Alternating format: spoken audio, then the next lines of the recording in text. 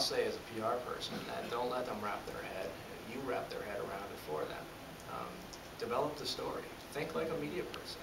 You know, and if you don't have a media background, start watching the local TV. I know it can be painful. I know. It's especially, you know, the Fox affiliates around the country. It's just, you know, it seems to be, I'm not saying politically, I'm just saying there's painful broadcasts to watch sometimes. They're fluffy, there really isn't any news, but this is what people watch. So, you know, start to think about how those stories came about and really what are they interested in, because, you know, having dealt with, you know, tons of, you know, broadcast reporters over the years, you know, I can tell you that a broadcast reporter is in and out and really doesn't care about your story at all. What they care about is the call they get from their producer after the live remote saying, great job, great, done, thanks, bye. So they're in and out. They're not really even listening. They're basically scripted. You know, they're scripting what they have to say and really aren't even processing it. So to the extent that you can help them and understand that and not get too deep and give them the sound bites that they need, and, you know, what they're trying to communicate to their audience. So help them communicate to their audience by taking your complicated, complex messages and distilling them down to something that the everyday person can understand. Obviously, it's different for a fine gardening magazine. You're not going to distill it as much as you would going down to, you know, local television these days. But just think about what you have to offer and form those relationships. You guys are so lucky because you don't have to wait for an event or a product to come out to have a news story. You know, the daffodils will stop blooming and the hostas are starting to really sprout. And you can find a story right there, you know. How are you going to keep your slugs away from your hostas this year? That's a story. You know, every single day is an opportunity for a new story because you go out in the garden and something completely different is happening. So just look around and think like a home gardener, which is our audience, and think what do they want to know right now, especially with the different ways that we can distribute information. If you give us really good tips about how to keep the slugs out of your hosta, we're going to cover it. Maybe not in the magazine, but in the blog or on Facebook. And it's not just, to me, it's not just, I mean, obviously that's one level. It's, you know, keeping slugs out and all of that great gardening information. But I also think that you need to think, you know, there is some, you know, obviously higher level of expertise that you guys have that will work in other forms of media. So it's, you know, I see a, you know, really a wide range. You know, you can take one subject and say, well, how do we communicate this to so-and-so, the Joe Schmo gardener? How do we communicate this to the science publication? How do we communicate this to the business publication? You know, there's an angle for everything. But it's just having those ready and knowing how to communicate them. Even just for that simple slug idea, you can market it to 4 different levels within, you know, half an hour. Michelle, you had mentioned once when you receive a pitch that it's helpful if it includes multiple angle options. Yeah. Can you talk a little about that? Well, we have no time. We're doing, I know at Fine Gardening we're publishing 12 issues now, the same staff we used to publish 6 issues in. Plus we're doing our website and blogs and Twitter and Facebook. So we have no time to take your pitch and then see if it's right for us. Maybe we'll figure it out. Maybe we should come from this angle. We want you to show us those angles. Say, here's an idea, here's 4 different ways we could cover it, here's 4 different ways you could look at it. And it's so much more helpful that way because we're just running hard. And I know I find that when I put a pitch out there, I've always said, here's, you know, pictures we have, here's 3 experts you could speak to about it. You know, this person's actually going to be in town this time. And it seems the more front-end work that you can do for the reporter, the better off your end result. I mean, if you can write the story for them, write the story for them, because they will appreciate it, and 9 times out of 10, they'll run it exactly like you send it. And just be prepared to work. It's rare. It's refreshing at times when we get a call from a reporter who you can tell is a seasoned journalist. And, you know, it's usually business trades or something, but you know, and they're doing all the work and they're doing their job. But it's rare. It's rare. Usually it's less of a call for information, and I almost feel like sometimes it's a call for help that we're getting. Help me. I've been assigned this and I have no idea what to do. Can you help me? Give me an expert. Okay, let's talk a little bit about how content has changed, because we've talked about how some of the traditional publications have gone and by the wayside, and more is online. So is content now a 140-character tweet? What is content? How's that changed? Michelle, from your perspective at the magazine? The information in the magazine itself has just subtly changed to more segmented information. Years ago, you'd read an article in Fine Gardening, and it was just this column after column of text. Now we've got a core article, we've got 2 sidebars, we've got a link to more information online, so it's much more but smaller information, and beyond print publication, I think things have gotten a lot more personal. So people want to see human stories and human scale gardens. I know that on my blog, if I feature a public garden and there's not a personal angle to it, my readers get really upset with me. They're like, we want to see real gardens. Well, to make it real with you guys, we have to include information, personal information from the people who are creating the gardens. So I think, there's, especially in this economy, people can get a little frustrated when they see gardens that are created by a team of gardeners or public gardens that have paid gardeners. So you have to come up with more creative ways to be covered.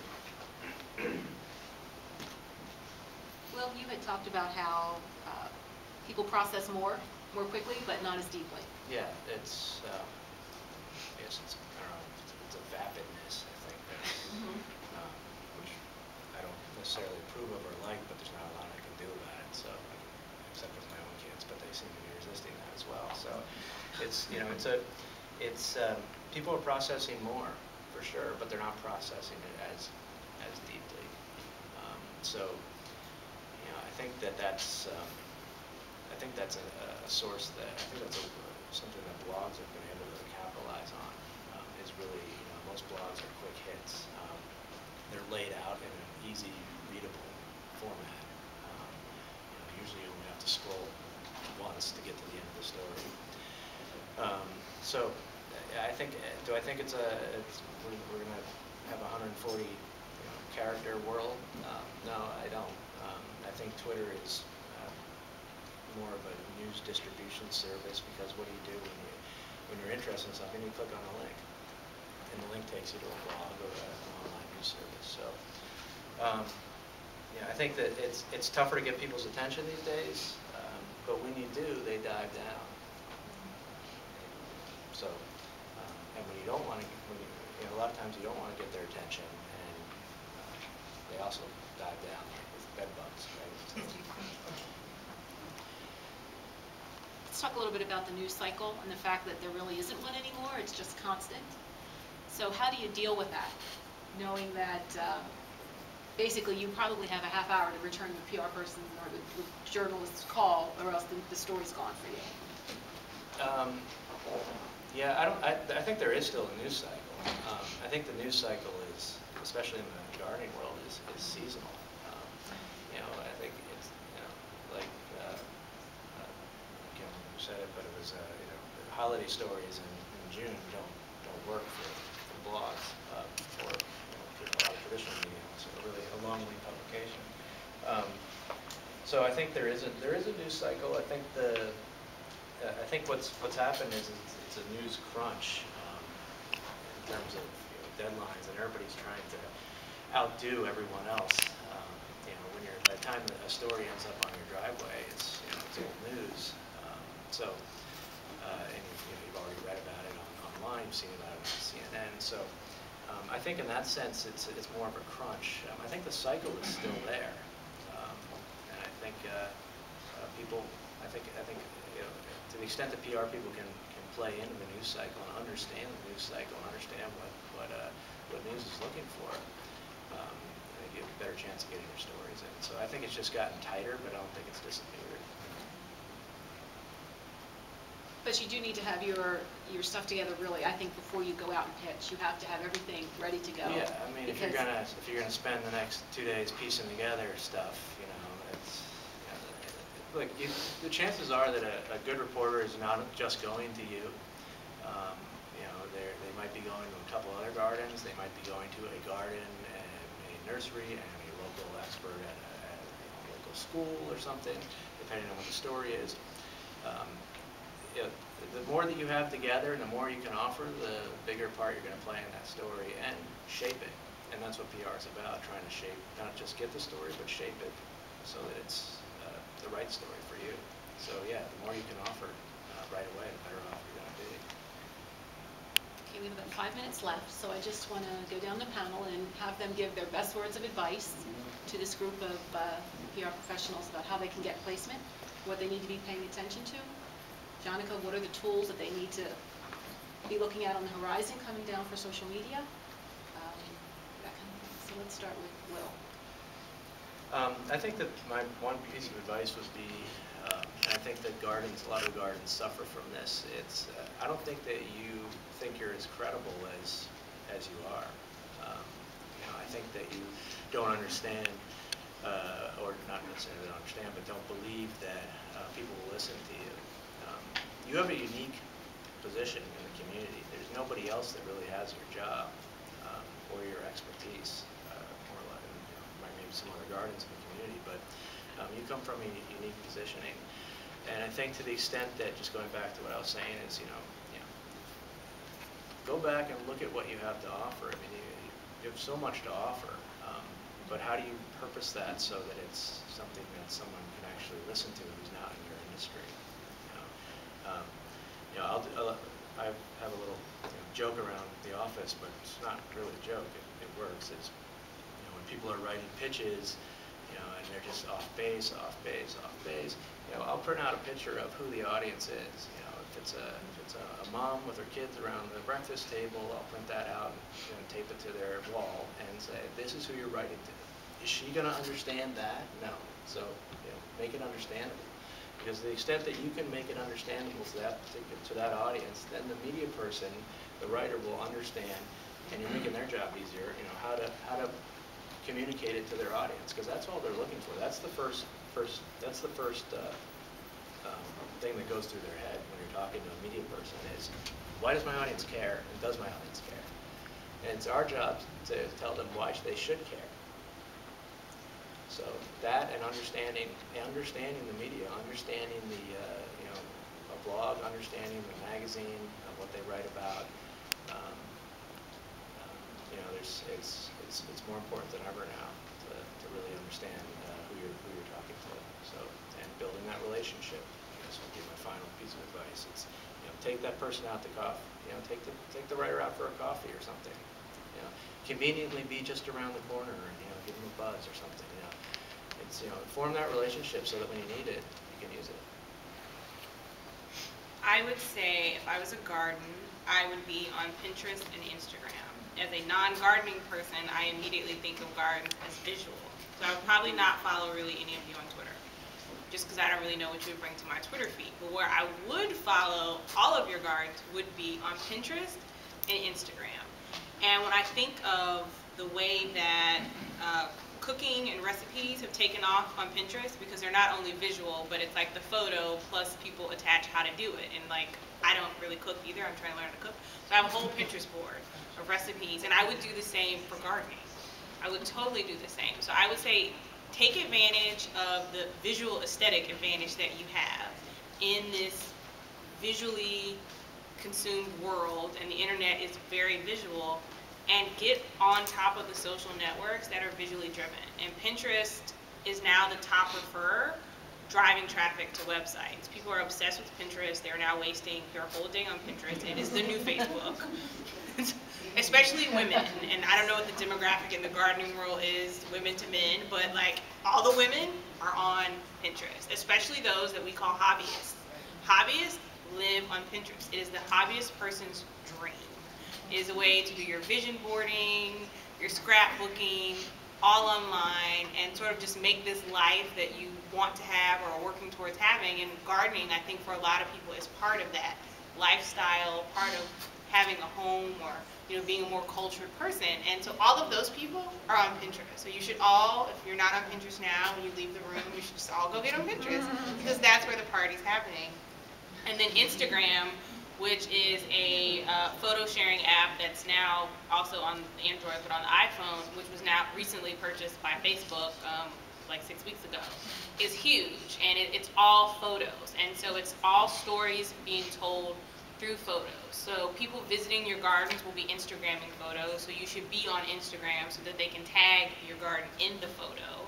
And then you can sort of see this grid of all the photos that have been taken of your garden on Instagram. So it's like everyone, iPhoneography is this phrase now that photographers hate, because professional photographers hate now that people can buy a digital camera or get an iPhone, which has, iPhones now have better cameras than our digital cameras had 5 years ago. We've published literally. iPhone photos in fine gardening. Yeah, and there are tons of apps now where I can edit the photo on my phone, apply filters, and voila, it looks like it should be in, her gardening magazine. So your consumers, your visitors are going to be doing that. They are going to be the photographers, the micro journalists, micro blogging via tools like Pinterest and Instagram. So I would say find where the visual party is and join the party. Yeah, it's amazing because we have Pinterest pages at Fine Gardening, and the second I pin things from our website onto our Pinterest page, instantly people are repinning it, and I'll go for a few days, it'll tail off, then I'll pin a few more things from the blog, from the website, and whoop, back up again. It's instant results. It's crazy. But what I was going to say is take advantage of your garden's beauty and your gardener's expertise both. So you have a huge resource, huge, more than you know. And it's gorgeous. You got to share it, and there's so many ways to share it now that it's mind-boggling. Okay, we have a few minutes for questions if there are any in the audience. Yes. I have a really simple question for Michelle. What's the best way to get you photos with an initial pitch? Like, what's the best format to send them to you in? Do you open attachments, like low-res JPEGs, or? Definitely. JPEGs, I prefer higher res, so not the lowest res, because I can't really see what's going on. So when people send things even for the blog, if they're low res, I have to send another email if I want to use them, send me higher res photos. I don't mind bigger photos in my inbox, because if I'm not going to use them, I just delete them. So send me good-sized photos to begin with. Yeah, definitely email. High res, like 300 dpi, like magazine? It doesn't have to be that big. Like the size you would normally put on the web. So don't ask me for the jargon. I don't know. Marty. Hi. Another question. So I've worked for many directors in the arts and culture sector, and everybody wants above the fold New York Times coverage. And everyone's laughing because they've all been asked by the directors. So Will and Jonica, how do you grapple with clients that come to you and say, we're good at what we do, but we need more? And they want above the fold. And we want above the fold New York Times coverage. I'm with Will on why. Well, first we walk them through the little formula that shows that if you take the New York Times circulation and then work in their different audiences and who your particular client is trying to reach, and the number of people who actually read the paper, who get the paper, and then actually read it from cover to cover, it ends up being about anywhere from 5 to 8% of the total circulation. So all of a sudden that 12 million that the New York Times has ends up being around the size of a little less than the Des Moines Register. So it's not as impressive anymore. So is it about quantitative though, or qualitative? Because I think that's what. Or audience development versus funders. Right. So, but I like the quantitative formula. yeah, That's a good one. Okay. I mean, your question, it's a tough one to answer. How do we, we're good at what we do. We want more.